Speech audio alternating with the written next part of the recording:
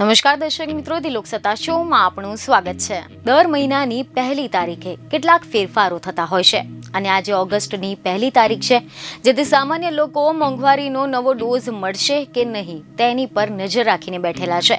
ત્યારે આ બધાની વચ્ચે ગેસ માર્કેટિંગ કંપનીઓએ આજથી એલપીજી સિલિન્ડરના ભાવમાં ફેરફાર કર્યો છે।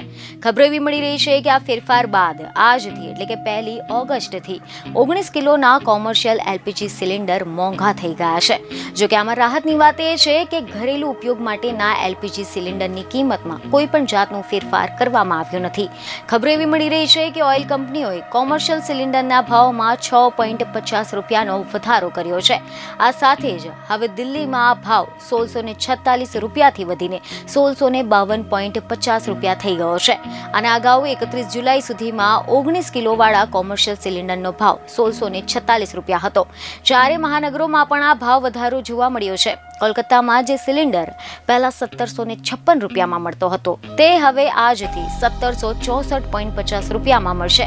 તો આ સિવાય મુંબઈમાં પણ ભાવ 1598 રૂપિયાથી વધીને 1605 રૂપિયા થઈ ગયો છે। એ જ રીતે ચેન્નાઈમાં સિલિન્ડર માટે પહેલા 1809.50 રૂપિયા ચૂકવવા પડતા હતા, પરંતુ આજથી હવે 1817 રૂપિયા ચૂકવવા પડશે।